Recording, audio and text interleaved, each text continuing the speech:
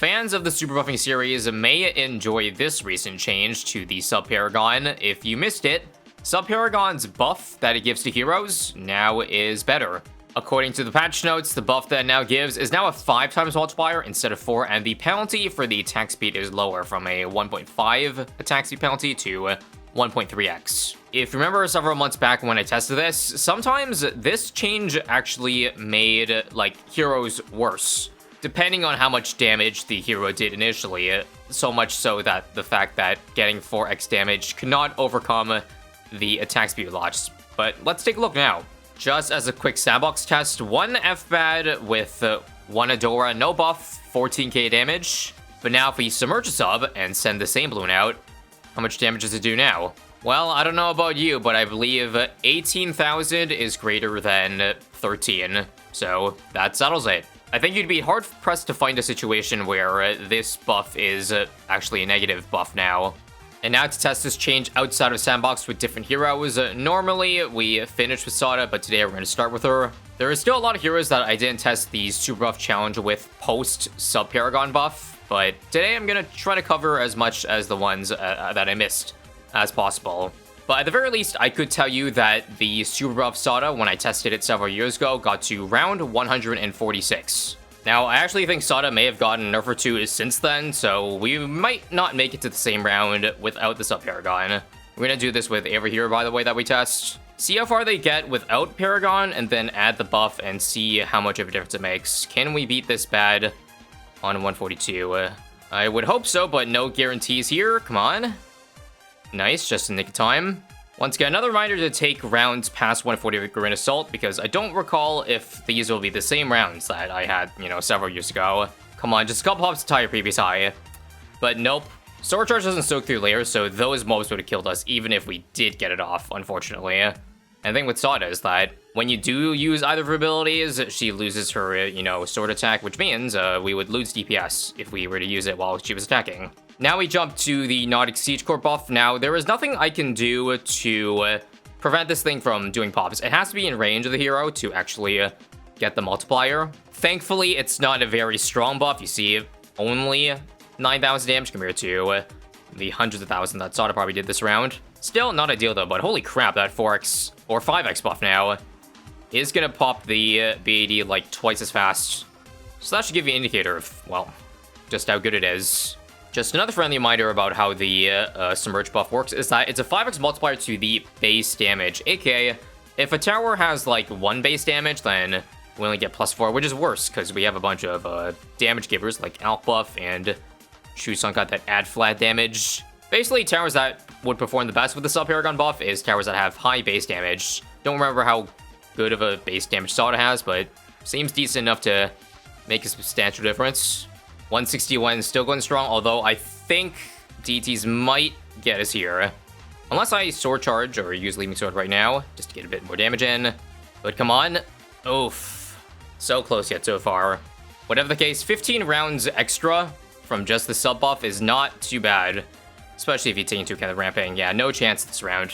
Next hero to test is Captain Churchill, who, for your reference, got to round 157 in the Super Buff test several years back. Since then, I think he's only gotten, like, 1 small nerf to, like, Pierce. So expect a similar round to that without the Paragon buff. Now, before you mention it, Resort is actually not better for Churchill, because we've tested that before, and Resort is better against normal balloons, but the biggest problem is bad bomb power. Yes, even with Churchill. Because where you want to place Churchill on Resort will miss the bad a good amount of the time once it loops to the exit, whereas it pretty much hits it all the time here. Just again, gotta make sure we can shore up our DDTs, but that's, as you see, just fine for now. He may not be the strongest hero anymore, but Churchill is quite a sight to look at when you super buff his missiles. But as you can see, just a single bat this round gets this far. That's kind of crazy. Guess to go ahead and use level 4, or rather level 10 here to break down the bat. Hopefully we can get the insights too. Come on, nice. And we live to see another round, I think. Cool.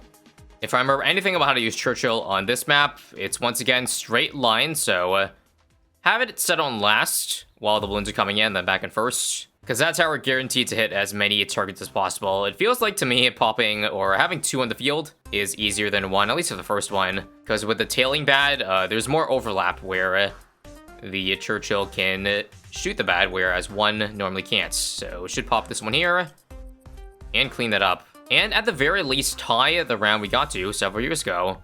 Once again, very cool. Oh my god, I'm really gonna die to 1 DDT. Well, luckily, I do have this ability up again. So that should save me. Or not quite, because I remember when you retry last round, even though Homeland was active when the round started, the game forgets all that and now you have no more buff. But we know we would have beaten the round had we used everything correctly, so we're just gonna skip that first DT part and try to handle this second DT wave, which is also getting really far. And come on, this is for 158. Nice. Once again, I probably got an unluckier seed for my previous test. In fact, I probably exchanged seeds for 157, 158, because this round 3 bads probably kills me. I don't think I have any angles where this Churchill can hit 3 bads at once. Actually, we ended up getting 2 of the 3 because the first 2 were clumped, so they both pretty much got the same amount of damage, but this one's tailing a bit behind, so we're not gonna sadly be close enough. Although we will pop it, so silver lining for that. And now for the sub and its quintuple damage buff. How are we looking? I didn't quite look at the DPS numbers in the previous test, so I don't have a comparison there, but in case you were paying attention, then maybe you'll have some insight on the exact percentage difference. But judging from the eye test, it once again looks like twice as fast. No, actually, maybe a little bit less than twice, because this pad still hasn't popped yet. By the way, I don't think abilities like this get affected by the X5. So that's one area where some heroes may perform better than others in this test. Like, if a hero is way too ability reliant and the ability doesn't get affected by the buff, then it's most likely, again, it's not going to get much help from the monkey sub here. I can see we're getting about 3,000 single target. That was our highest point. I really don't hope I end up dying to DTs here, because despite me saying bads are the biggest threat, it's actually pretty damn close. So with this long line of DTs here, definitely last and then first for the last second. No, I'm not gonna have enough. Oh, I am. Scary times here, scary times. It looks like this could be it if this bad doesn't pop early enough. We also need Homeland so that we don't die DTs instantly. How are we still alive? The fact that those lives matter. Unfortunately, I think I am definitely dead to the ZMGs here, right? They're moving way too fast. JK. Churchill's damage so high that you didn't even see the, SRAM spawn. Unfortunately, I exhausted all my abilities. Actually, that was even with Homeland. And I didn't beat these fortifieds. So that is the end, I guess. Even if we didn't get these fortifieds, there's definitely the next bad would have killed us, because that was 1 bad. And we only barely survived that. So 14 round increase with sub and without sub. Quite the pattern I'm seeing so far. Next up is a hero that I know isn't as strong as the others, but I think might be interesting to see regardless. Striker Jones here got to around 128, died to fortified DDTs. Now, aside from the not exceed score, nothing has changed with Striker to make 128 doable, but now we will try and see a difference. So here it comes. How is Striker doing? Well, it's actually falling behind, which is surprising, because I thought an extra 5x would make a difference. Also, I did forget to use Striker Stun. That would help a lot, in fact. Yeah, easy peasy. And with the cooldown reduction, too, with the Energizer, we can pretty much get, near, constant stun on the strongest thing. Meaning, our issue is probably just going to be on the BAD, so I'm gonna guess 140 for this guy. I know, very bold take. One cool thing, too, with the Striker Stuns is that, with the constant ZMGs coming in, I can basically make them clump together like this. And let's try to set Striker to get the maximum DPS possible. So I'd say last is good for now. Keeping the constant stuns up, we're getting a nice 5-digit DPS mark. And that'll make 131 easy. Actually, how could I possibly forget about round 138? Because if 128 was that close, I know I didn't use the level 3 till last minute. I think it's going to cause problems for us. But on the bright side, we can see it hit, I think I hit 160,000 in a single second there. But okay, let's give her a clean slate. Homeland now. I've just been constantly spamming, and Striker's been on the edge for the longest time. But I think we can do it. Yeah, the stuns make a huge difference. Who would have guessed it? We're finally pushing it back now with Homeland, but this round lasts so long that Homeland will run out. And that doesn't matter at all to Striker. Very nice, first try. All good things must come to an end, though, because looking at this, I don't think 1500 DPS is enough to, well, beat this down in time, especially the fact that I can't even use level 3. Friendly reminder, stuns do not work on BADs, so you can't even get the damage off. Again, I would say if we can pop the bad, that would be a success. I will take that. From a tower that isn't even known for doing damage, being able to break down the bad layer in 140 is pretty impressive. And now, last on list today is a hero. I have indeed tested the sub-Paragon buff before, so we have a comparison post 43 buff. Voidor here got to 195 with all the buffs with the sub-Paragon combined, and I believe around 222 with the transformation, True Sun God transformation. So don't mind me as we jump straight to the 190s to test it out. It's fairly annoying. We gotta remember to keep the ritual uptime. That gives us hella attack speed.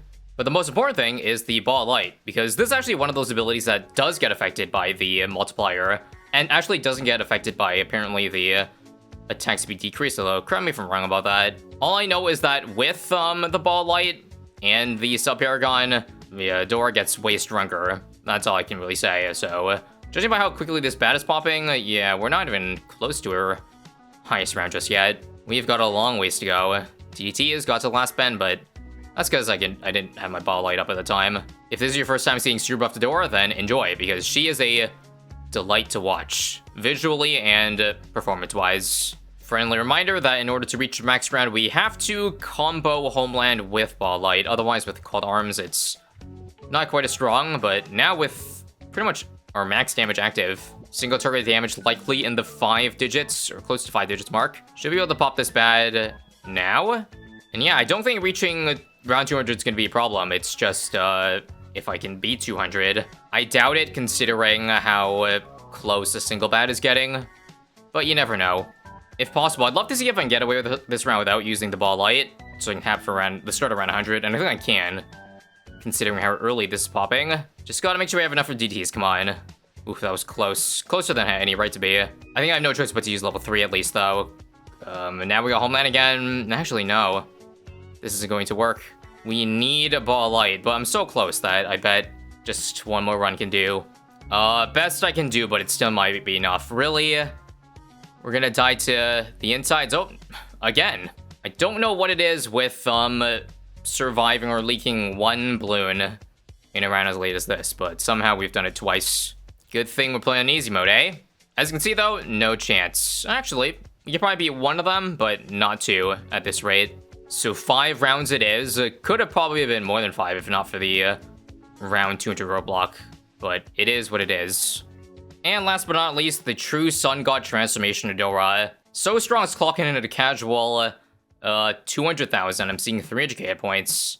680. My goodness. But yeah, this is also your friendly reminder that if you didn't know, there's no difference between a True Sun God transformation Adora and a Vengeful one, because I just sacrificed a True Sun God with this one. And now as we make it right on the round to beat, 222, we've got, what, 2 F-Bads, and then 1 normal bad.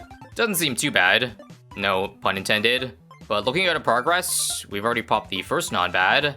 It doesn't Adora get, like, extra fortified damage, so technically, F-Bads shouldn't be, like, as hard to kill. Let's see how much DPS she can pump out here, though. Oh, that was close. I finally got Homeland, though. I gotta set this on strong for the bad damage. Huh. But we are not that close, really. At least on the first attempt. Whether that be because of mistiming abilities or something else, who knows, but I think it's better this time. First non-bad popped really, really early. And since I only get one more Ball Light up, here's what I'll do. I just won't use it right now. Wait till Homeland comes up again so we get more damage through. I'll use level 3 though, because the ability comes up really quickly. But here we go. Combo right now. And this should take down bad 1 quickly, but not quick enough. Wow. I'm not even gonna be able to pop the second bad. Oh, wait. Oh, but I ran out of Ball Light. We're so close. We also ran out of Homeland at the worst possible time. Okay, I think part of the issue earlier I had was that I left it on the first for DDTs, but Strong handles DDTs while also doing bad damage, so That's a bonus. Because look, we're gonna pop this really quickly. Still, don't use ball light just yet. How's this run? Oh, ball light just timed out. Dang it. Such unlucky timing. We are getting inching closer though. Even though that's the same ZMG set leak. Here's what I mean though. Instant ball light right here. And we still survive the DTs there. Yup, this is strange, alright. I don't know. I felt like this run was good, but it seems worse. But if anybody can find an explanation why I didn't get more rounds with Voidora in, then let me know, because clearly I did better in all the other tests, but not this one. Wait. Come on. Ah, ball light timed out again. It's missing like 3 seconds. I feel like I'll do one more try, but it's looking bleak. Alright, here's an idea then. If I need ball second 3 seconds later, I'll use it 3 seconds later, but this probably means I die to, well, insights earlier. I don't know. Like, right?